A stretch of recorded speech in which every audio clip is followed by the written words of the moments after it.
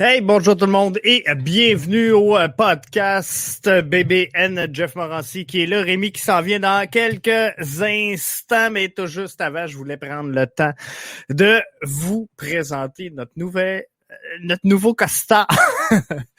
Donc, je veux prendre le temps de remercier Scadi Soccer qui a produit les nouveaux maillots, les jerseys officiels de BBN Media que vous pouvez voir ici en arrière. Et que je porte donc officiellement ce soir. Regardez, j'ai même le lettrage dans le dos, vraiment équipé. Donc, merci à la gang de Scadi Soccer de nous avoir produit ça. Si tu aimes et partages la diffusion de ce soir, ben, tu pourras peut-être avoir la chance de gagner le tien. J'en ai plusieurs. On va faire plein de concours en lien direct avec ça. Mais à l'instant, je m'en vais rejoindre Rémi. Salut Rémi, ça va bien? Ouais, ça va, toi? Top shape. T'es installé dans tes nouveaux, ton nouveau quartier général? Oui, j'ai pas fini de déménager, je n'ai pour une semaine encore. Ah, c'est ça. C'est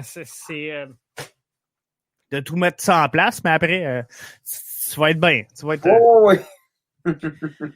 solide. Donc, le tournoi MLS is back qui se poursuit à l'instant. J'ai même pas eu le temps de mettre le match qui doit commencer à l'instant. On est en lancement d'un autre podcast, donc sur le hockey. Alors, c'était serré à soir dans le timing. Mais donc, si on revient sur le premier match, Timbers face au l'Union de Philadelphie. Que retenir? Écoute, moi, je pense que c'est l'expérience qu'il a joué. Oui.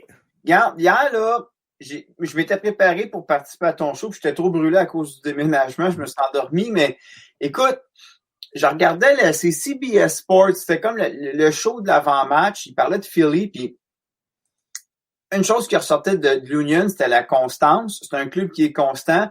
Le coach est là depuis 4 ans, il construit des choses et ce club-là promet pour l'avenir. Dans le cas de Portland, j'ai regardé les pronostics. Hier, il sortait pour le carré d'or, c'était probabilité de gagner. C'est Portland qui avait le moins de probabilité de gagner, qui était vu comme le grand des favoris. Et c'est lui qui gagne. Moi, je pense que ça a été une gestion de match. L'expérience est rentrée de compte. Puis on va se le dire, à Portland, il y a toute une tradition de foot, là. Oui. C'est pas une ville de... C'est pas, disons... Sont pas des hier. Ouais, c'est pas Las Vegas, tu sais. Ouais. Il y a vraiment une tradition. Puis moi, je pense que l'expérience a joué. Les gars ont géré le match. Puis là, je pense que la finale est quoi, samedi? Non, pas samedi. Mardi, je pense. Mardi, c'est ça. Je me mélange, mais... Donc, les gars ont bien géré et ils ont construit là-dessus. Puis, on le voit, là, à l'Union, ben, c'est des jeunes qui commencent, c'est des jeunes qui promettent, mais il y a eu un manque d'expérience, je pense, là. Je regardais les critiques. Ils sont pris je pense qu'ils ont pris les 2 premiers buts avant d'égaliser, là. Écoute, c'est flou, là. Mais, d'expérience à jouer, c'est la synthèse de ça. Ben, je pense que oui. Je pense qu'effectivement, ça a joué comme ça. Je pense que Timber était favori de toute façon pour l'emporter. Si je regarde là 75-25 hier dans la question Twitter, première demi-finale, qui en sortira vainqueur? Je pense que tout le monde voyait le Timber. Mais l'Union est un club quand même qui est capable de beaucoup en attaque. Je pense qu'il y a quand même un bon milieu au sein de l'Union. Fait que j'ai pas trop de crainte pour l'Union dans les prochaines saisons. On devrait réussir à se replacer, mais même là au parcours MLS qui va reprendre. Timber. Donc c'est pas surprenant. Je pense qu'ils ont bien joué. Ils n'ont pas volé le match, là. Mais c'est pas. Moi, personnellement, c'est pas une équipe que je trippe tant que ça à regarder jouer. C'est comme ce soir, là, Orlando, Minnesota. Sincèrement, je pense que Minnesota va passer. Malgré qu'Orlando sont partis sur une pas pire lancée. Et ils jouent du gros foot. Mais sincèrement, je pense que Minnesota va passer. Puis encore là, c'est un club, sans dire qu'il me dit rien, c'est un club comment je pourrais dire, efficace, mais pas excitant. Je sais pas si tu le vois de même. Moi, je pense qu'Orlando va passer, ne serait-ce que par la qualité de l'équipe. Et c'est un commentaire que j'ai vu passer tantôt, mais qui est vraiment fondamental, c'est que Orlando est pas Nani dépendant comme l'Impact l'était avec Piatti. Ça, c'est clair. C'est clair que ça change énormément. Puis Orlando, c'est ça, ils ont du staff, ils ont de la profondeur pour être capables de marquer. Et s'ils sont rendus là aujourd'hui, quand tu dis qu'il n'y a pas de Nani dépendance, c'est pas directement lié au succès de Nani, là. C'est collectivement, ils sont rendus là. Ouais, collectif. Juste pour le fun, je me suis amusé, puis ça vient de terminer. J'ai fait une simulation sur FIFA, là, Minnesota contre Orlando. La simulation me dit que ça ira en tir de barrage. Et ce serait. Voyons, qui gagne? Il me dit pas le résultat. Ça serait Orlando qui gagnerait en tir de barrage. Mais est-ce que ça va se rendre en tir de barrage? Une simulation, c'est une simulation. Il n'y avait pas de pause. Hydratation. Pas non plus 5 changements. Mais moi, je suis confiant qu'on va avoir une finale Orlando contre Portland. Je m'attendais plus à ce que les Earthquakes s'en aillent en finale. Moi aussi. Je suis d'accord. Minnesota a battu les Earthquakes. Tout est possible dans ce genre de tournoi-là, mais je suis confiant. Puis tu sais, Orlando veut pas, même si c'est un match qui est pas devant spectateurs, ils sont à la maison. Ça doit faire une différence pareil. Hein? Parce que tu sais, d'un, sont le club hôte de ce tournoi-là, mais de deux aussi, là, les conditions climatiques. Tu sais, veut pas, ils jouent là plus souvent que tout le monde, ils s'entraînent là à longueur d'année. Donc, je pense que, sans dire qu'ils ont une tolérance plus grande que les autres formations, je pense qu'ils sont habitués beaucoup plus que les autres formations aux conditions réelles. Tu sais, ont peut-être... je pourrais pas dire Orlando doit pas jouer sur ce terrain-là. Ces matchs locaux doivent pas être au ESPN ou iSport. Je penserais pas, mais tu sais, ils sont chez eux. Veut pas là, l'attraction, les journaux, tout doit parler un peu plus d'Orlando. Si le match avait été au Colorado, j'aurais pas été parce qu'on sait au Colorado, ils jouent en altitude. Et au hockey, je sais que ça en a un impact. Je suis sûr qu'au foot aussi, ça doit avoir un impact. Là. Remarque que c'est un sport qui est peut-être moins explosif, c'est peut-être plus facile de gérer ton 90 minutes qu'au hockey. Là. Mais je suis convaincu que si le match avait été au Colorado aurait peut-être mieux fait. Je pense que oui. Puis s'il avait été à Dallas, Dallas aurait pas été tout seul à être sorti, je pense là. Mais honnêtement, admettons que ça avait été à Dallas, là, puis je mauvaise blague, mais qu'il y avait pas eu. Je suis convaincu que ça aurait joué différemment parce que c'est des climats, les joueurs sont habitués, ils vivent là. Et c'est un sport extérieur. Même dans un sport intérieur comme le hockey, des fois ça peut avoir un effet au niveau de l'oxygène. Fait qu'imaginez quand tu joues à l'extérieur où c'est pas climatisé, rien. Moi, je suis convaincu que ça a peut-être eu un effet. Et ne serait-ce que t'es chez vous, il y a une petite motivation. C'est sûr. T'as pas de partisans, mais t'es chez vous. Moi, je suis convaincu que ça joue. Je pense que oui. Je pense que ça se ressent. Donc, ce soir, c'est ça. Je pense qu'on va avoir un bon match. Orlando, c'est ça. Ils n'ont pas de Nani dépendant. Je pense que ça va les aider grandement. Ils devraient être en mesure d'offrir une belle performance. Je m'attends à un match plutôt offensif. Moi, je pense que ça m'étonnerait que ce soit un match qui finisse 1-0. Je pense que les deux équipes sont capables de marquer et ils vont se démarquer, ils vont capitaliser ces erreurs de l'autre. Ces deux clubs, je pense, qui sont capables de faire ouvrir la défensive, d'évaser la défensive adverse. Et je pense que c'est là la force de ces deux clubs-là. Tu sais, des fois, il y a des matchs, tu vas te dire, les deux équipes ont des bonnes défensives, ils n'ont pas d'offensive. Ou des fois, t'as comme une équipe qui a pas de défensive, qui a une offensive, puis l'autre équipe qui a pas d'offensive, mais qui a une défensive. Tu sais, oui. Là, je pense qu'on a deux clubs qui, sans dire qu'ils sont nécessairement complets, moi, je suis convaincu, effectivement, pour tout que la machine va jouer. Je pense qu'au niveau défensif, on l'a vu, Orlando, des fois, peut-être être un petit peu plus faible que son offensif. Même chose avec Dans le cas de Minnesota, je les ai pas vus assez jouer, mais j'ai comme l'impression que si les clubs gèrent bien leur construction, ils vont avoir de l'ouverture à l'offensive. Et on pourra avoir peut-être un 2-2 qui va en prolongation. Certes, l'équipe qui va prendre les devants ne pourra probablement pas se contenter de gérer le match. C'est sûr. C'est définitif qu'ils vont devoir continuer d'attaquer parce qu'ils vont être à ça de se faire rattraper. Là. L'autre chose qui pourrait jouer, j'ai oublié de le mentionner tantôt, je vais y revenir, là. Quand Nani a compté le but en tir de barrage, puis c'est Arcadio, je pense Arcadio Mercouzi qui l'avait partagé, la célébration. T'es dans un tournoi qui, honnêtement, le gars, il a joué à l'Euro, là, on s'entend, je pense qu'il a joué à la Coupe du Monde aussi avec le Portugal, où il a gagné la Ligue des Champions avec Manchester United. Le gars a joué des très gros matchs, là. Puis quand tu vois un gars célébrer sur on appelait ça le tournoi Mickey Mouse en joke, là, mais quand tu vois un gars célébrer un but de même, là, c'est parce qu'il y a un mindset. C'est je sûr. pense que, j'ai oublié de le mentionner tantôt, mais je pense que ça va jouer parce que Orlando va sortir pour le gagner, ce match-là. C'est définitif. Moi, je pense que il devrait travailler très, très fort pour aller chercher cette victoire-là dans le match. Et je pense sincèrement qu'on va avoir un excellent duel. Tu sais, Nani, tu l'as dit, tu le sens que ce gars-là veut gagner. Ce gars-là veut faire la différence. Il a manqué un penalty en cours de match, je pense, une crossbar, si je me trompe pas.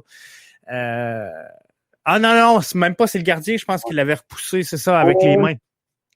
Fait que, tu sais, il s'est repris de belle façon et tu voyais là, par sa célébration justement là, quand il courait là, en voulant dire regarde, je vais vous faire taire, mais c'est de toute beauté de les voir aller, de les voir composer. Puis il y en a pas beaucoup là. Si on regarde les prédictions du début de ce tournoi-là, il devait pas en avoir ben qui méritait Orlando jusqu'à la fin. Là. Mais tu sais, Orlando, c'était pas un club qui. Mais remarque qu'on a eu un corridor avec des clubs qui sont pas de premier plan. Tu sais, il y a peut-être San Jose, là, des fois, parce que bon, il y a quand même une tradition solide. Puis les Quakes, normalement, sans dire que c'est un club qui domine à chaque année, c'est un club qui se présente, tu sais.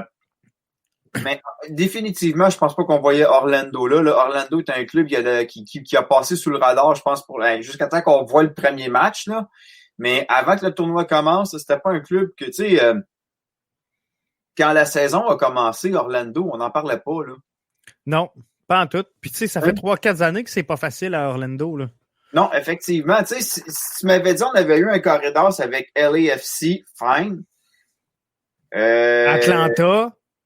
Atlanta, oui, effectivement. Toronto puis Seattle, j'aurais fait comme... Tu sais, moi, je suis surpris que Toronto... On était content de ça, là, mais je suis surpris que Toronto n'a pas été plus loin que ça. Même chose pour Seattle. Qui est champion défendant, là, Seattle. Non seulement c'est des champions défendants, mais Seattle, Toronto, c'est genre 3 finales sur 4 ans, si je me trompe pas. C'est vraiment ça. Et tu sais, aujourd'hui, là, je cherchais à voir les théories conspirationnistes. Est-ce que, sachant, tu sais, au début, là, tu le disais tantôt, on appelait ça le tournoi Mickey Mouse, puis la COVID Cup, puis tu sais, tout le monde riait un peu de ce tournoi-là. Sachant que les 3 premiers matchs comptaient au classement, est-ce qu'il y a des équipes qui peut-être auront pas tout donné, sachant que la valeur de ce tournoi-là est pas si importante que ça en bout de ligne. Ce qui était important, c'était les 3 premiers matchs. Fait qu'un coup qu'ils sont joués, est-ce qu'il y en a, on sait que le calendrier régulier, il va continuer à se jouer. Fait qu'est-ce qu'il y en a qui ont dit, regarde, on va se protéger des blessures, on va empêcher de surutiliser des joueurs ou peu importe pour dire, tant qu'à jouer un tournoi qui sert à rien, on va jouer les 3 matchs qui comptent au classement, puis après, advienne que pourra. On forcera pas plus que ça. Je sais pas s'il y a des équipes qui l'ont pris comme ça. Ben, tu sais, il y a quand même une place en Ligue des champions. Oui, c'est vrai. Puis, là, il faudrait qu'on me corrige si je me trompe pas, mais l'équipe qui gagne les playoffs, normalement, en MLS, a une place automatique en Ligue des champions, sauf si c'est un club canadien. Oui. Et là, même pour les clubs canadiens, il y a une place canadienne. Ouais. Mais je sais pas si, par exemple, un club canadien avait gagné, ça aurait donné une deuxième équipe. Parce que, tu sais, des fois, comme je sais qu'en Europe, par exemple, il y a une année, quand Chelsea a gagné la Ligue des Champions, ils devaient pas faire la Ligue des Champions. Ça faisait qu'on se retrouvait avec une équipe supplémentaire anglaise qui allait en Ligue des Champions. Et ça a fait en sorte qu'il y a un pays qui a écopé, qui s'est fait tasser un club. Je connais pas trop les structures, des fois, FIFA, c'est complexe, en tout cas. Mais, donc, il y a peut-être des équipes qui se sont dit, on n'a pas ce qu'il faut pour se rendre, on le voit. Fait on poussera pas. Remarque, ironiquement, les 4 clubs qui sont en redance, c'est des clubs qui probablement se disaient, peut-être qu'ils étaient confiants en leurs moyens, mais... C'est des clubs qui se voyaient pas là, ou non, en tout cas, qui étaient pas favoris. Rajoute à ça, il y a la question de la gestion des blessures, c'est un fait. Tu sais, surtout le joueur là le premier match d'ouverture, le Dwyer, il y avait comme Reyes. Ouais. Tu sais, c'est une blessure qui aurait pu être évitée. Effectivement, tu veux surtout ce genre de blessure-là, tu veux pas avoir ça, sachant que le calendrier recommence. Là, on s'entend, c'est pas un étirement de cuisse, là, c'est je sais pas combien de temps ça va. On n'a pas une nouvelle de ce joueur-là. Mais tu sais, imagine, par exemple, une blessure comme il est arrivé à Kylian Mbappé en finale de la Coupe de France. Tu te ramasses avec un gars qui va peut-être jouer à la Ligue des Champions, je sais pas trop comment il file, là, mais tu veux pas perdre un joueur pour le reste de la saison. Encore là, saison, y aura-t-il vraiment? Parce que de la façon que ça s'enligne, si on copie le modèle de la MLB, je suis inquiet. Ben oui, c'est sûr.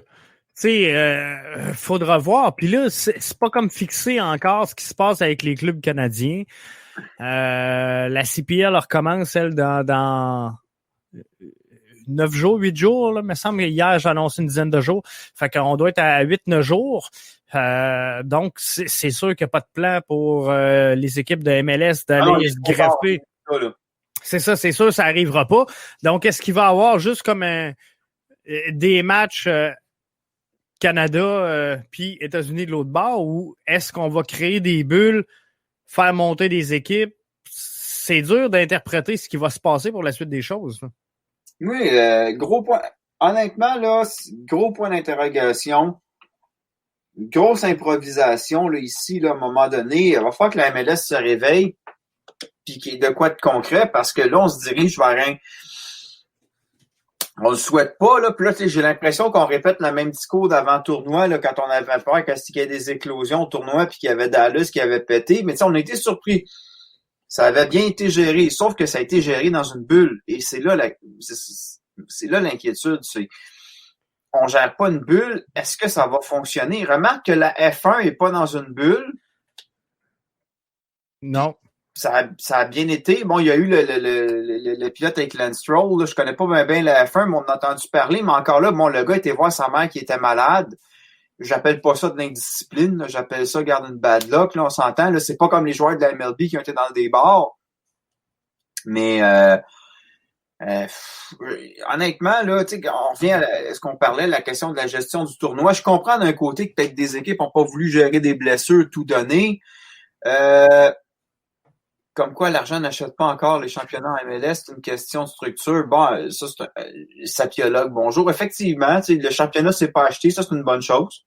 Ça, c'est vraiment une belle nouvelle. Parce qu'au début, là, quand on prévoyait le carré d'or, c'était un peu ça qu'on s'attendait, hein.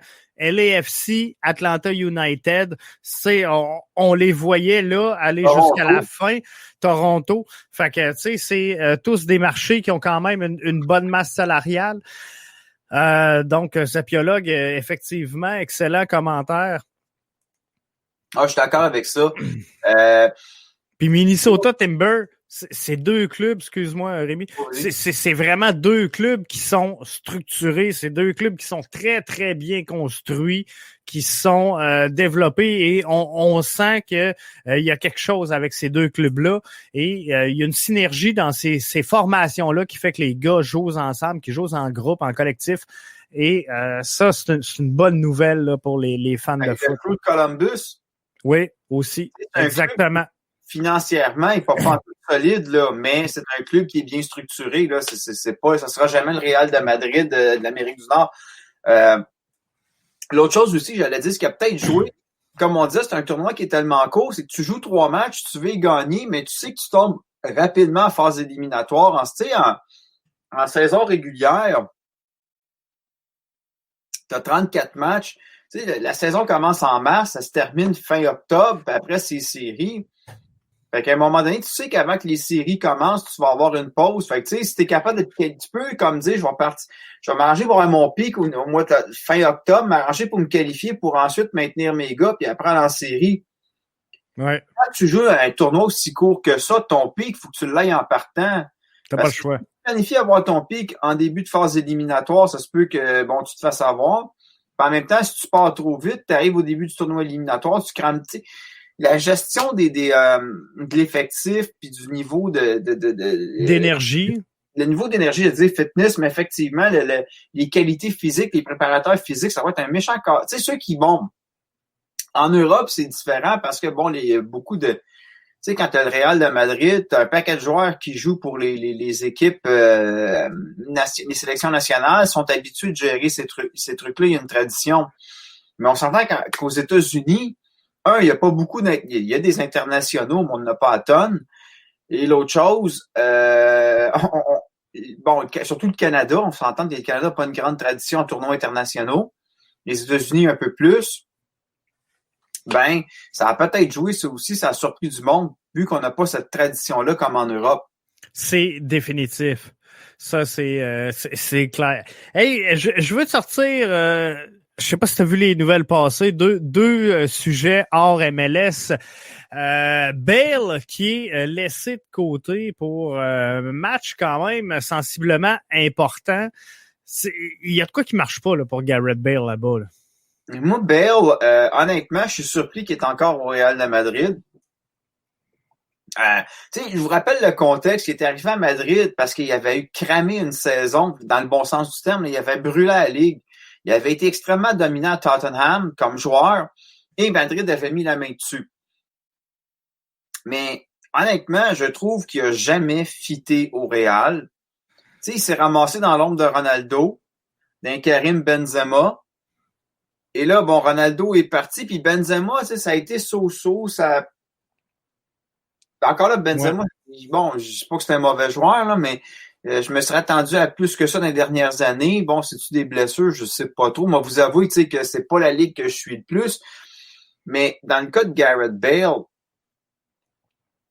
ça va-tu précipiter sa venue en MLS? Il y avait plusieurs rumeurs qui l'amenaient, lui, avec David Beckham du côté de l'Inter de Miami. Je sais pas si ça sonne la fin pour Gareth Bale. Ben, écoute, moi, je sais que Zidane a commenté en disant que c'est Gareth Bale. J'ai vu ça passer sur Twitter, que c'est Gareth Bale qui a demandé de pas jouer. Puis, tu sais, quand le gars derrière le banc s'appelle Zidane, puis que Zidane te dit aujourd'hui, maintenant, quand Ronaldo jouait, tu sais, par exemple, quand Zidane disait à Ronaldo, tu prends une pause aujourd'hui, tu restes sur le banc, je te garantis que Ronaldo s'ostinait pas. Tu t'ostines pas avec Zidane parce que le gars a tout gagné. T'sais, autant Ronaldo a un gros ego, Ronaldo, quand c'est Zidane, c'est Zidane. Tu regardes Ronaldo à la Juve présentement, c'est pas lui qui gère tout, mais c'est lui qui décide s'il joue. S'il dit au coach, je veux jouer aujourd'hui, je joue, le coach n'a pas le choix de le consulter. Fait que dans le cas d'un Gareth Bale, je sais pas avec Zidane, peut-être que ça ne clique pas. Tu sais, on va se le dire, les Ligues des champions cumulatives que Madrid a gagnées, je les ai toutes vues, finales, là, mais je me souviens pas si Gareth Bale a été si important que ça. Il a peut-être compté un but dans un match, mais Gareth Bale, je me souviens pas que dans une c'est quoi, c'était 3 en 4 ans ou 4 en 5 ans, je me souviens plus, là, mais Madrid gagnait tout le temps, puis la fois qu'ils n'ont pas gagné, c'était le Barça, c'était l'autre club espagnol, là, mais je me souviens pas qu'il a été extrêmement dominant, ou en tout cas qu'il a été comme un facteur, peut-être une année, mais... Moi, il m'a pas marqué. Il m'a pas marqué. Un excellent joueur, un bon joueur, Gareth Bale, mais c'est pas... comment je... Tu sais, si je regarde là, la trempe des joueurs qui m'ont marqué, comme par exemple Messi présentement, Ronaldo, tu sais, il y a eu le Ronaldo du Brésil, tu sais, Ronaldinho, Rivaldo. Il y a eu Thierry Henry à une certaine époque, il y a eu Zidane, mais tu sais, je rentre pas Bale dans cette lignée-là. Personnellement, il m'a pas accroché comme joueur. Bell n'a jamais été essentiel à Madrid, je pense. Je pense que non. Contrairement à Tottenham. Puis, il me semble qu'il y a eu une question de blessure à un moment donné. Puis, je me demande si, tu sais, une équipe, c'est tout un environnement, tu as une mentalité, tu as des façons de fonctionner, tu as des préparateurs physiques, tout ça. Je sais pas, peut-être que parce qu'il arrivait de l'Angleterre, ça a pas fité. Puis, tu sais, ça serait pas le premier, là, à quitter l'Angleterre, puis à pas fonctionner ailleurs, parce que les Anglais, c'est une façon de faire. La France, c'en est une autre. L'Allemagne, c'en est une autre. Tu sais, moi, je pense que honnêtement, le prochain championnat qui va être hot mondialement, ça va être l'Allemagne.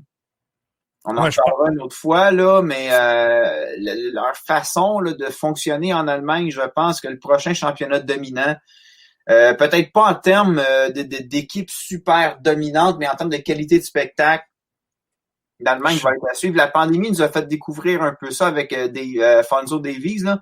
Mais moi, je pense que l'Allemagne, c'est...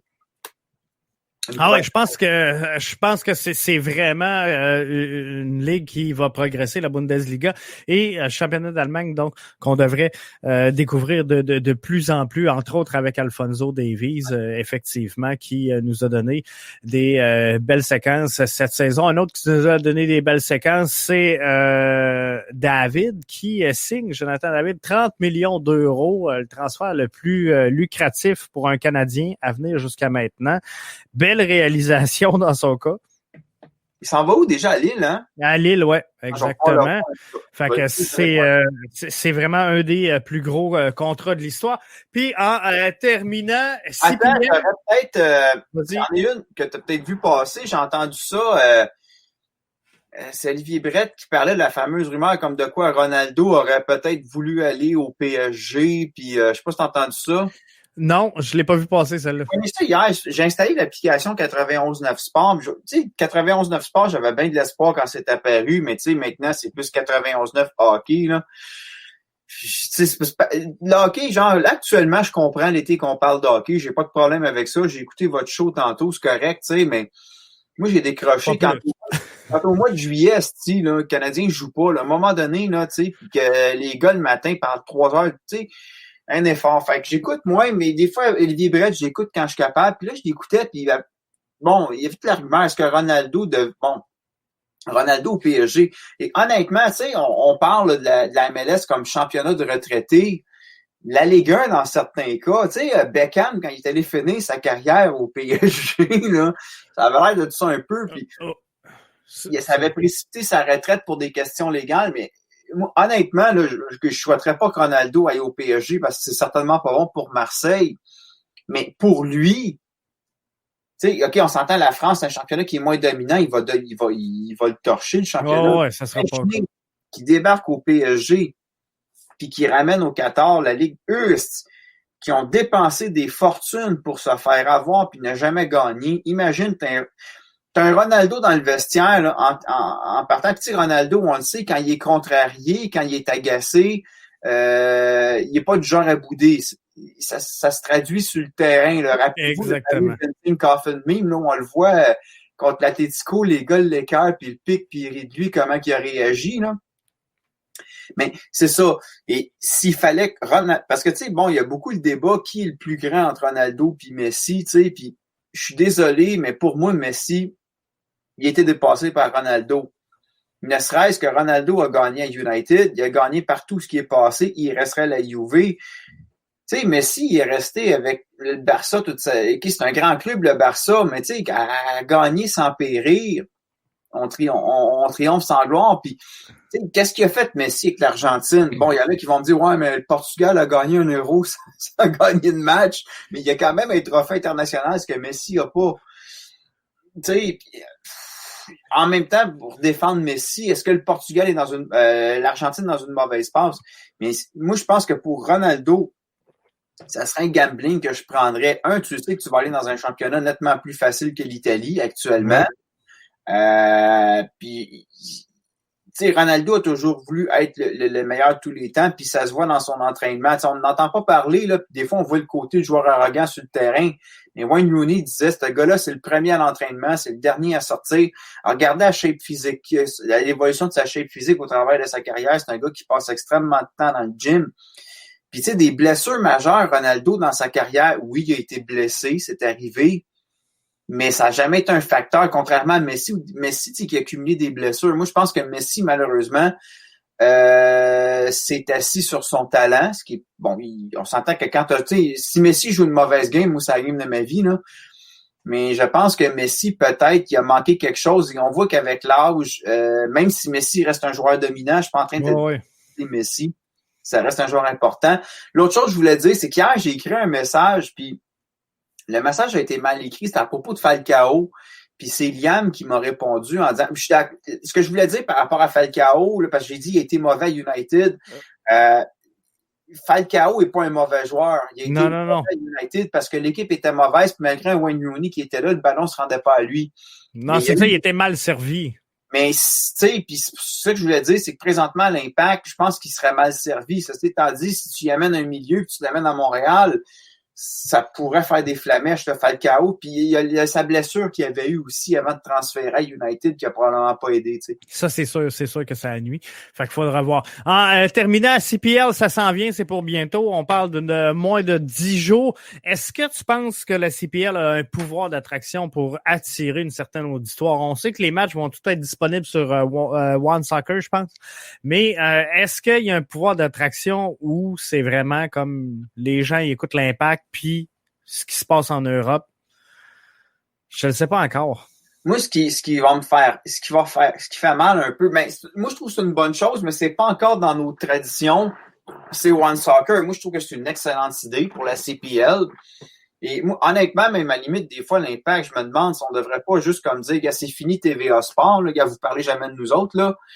On s'en va sur DAZN. C'est sur le modèle de DAZN. Moi, je trouve ou à la limite, peut-être éventuellement, dans la CPL, peut-être qu'il pourrait y avoir une entente avec DAZN. One Soccer diffuserait au Canada, puis DAZN pourrait diffuser ailleurs dans le monde. Mais c'est sûr que c'est ambitieux, le championnat est trop petit, mais peut-être qu'un jour, ça va arriver ça. Du moins, la MLS, moi, honnêtement, j'ai comme l'impression que peut-être DAZN va tenter de mettre la main là-dessus. Mais on n'est pas habitué à ça, ce genre d'application-là. Non, c'est ça.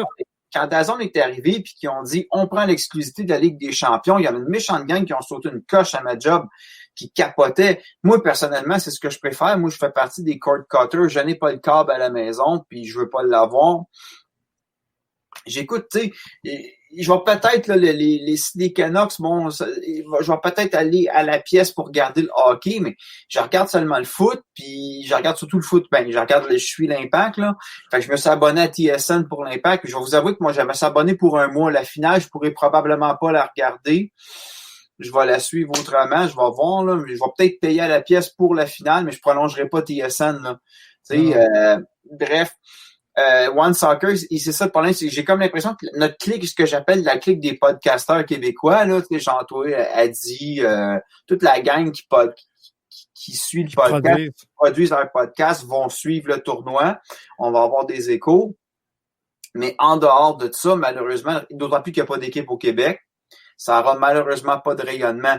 Ça va avoir un rayonnement probablement en Ontario. Avec l'Atlético. En Colombie, en Alberta, où il y a 2 clubs, probablement que ça va avoir un rayonnement, d'autant plus que, bon, il n'y a pas de football canadien pour l'instant cette année, il n'y a pas de CFL. Dans l'Ouest canadien, peut-être ça va avoir un rayonnement. Dans les Maritimes, ouais, ça, je vais le regarder, Michel, ça c'est clair. Là, mais je vais peut-être regarder la UV parce que Ronaldo joue, mais ça aussi, je vais l'écouter après en match. J'ai comme l'impression que le rayonnement de tout ça, malheureusement, va être d'une façon régionale. Puis au Québec, ça va... C'est clair qu'ils n'en parleront pas au 91.9. C'est clair qu'ils n'en parleront pas au 80... RDS, TVA, ça va être signal 0. Puis je trouve ça un peu dommage parce que il y a des gens qui se plaignent qu'on est injuste par rapport à nos médias qui parlent juste de hockey. Ouais, mais sacrément. C'est ça pareil. C'est vraiment ça. C'est là que ça se passe. Fait que, tu sais, c'est plate, puis la CPL, on le sait, elle veut arriver au Québec, elle veut aboutir ici.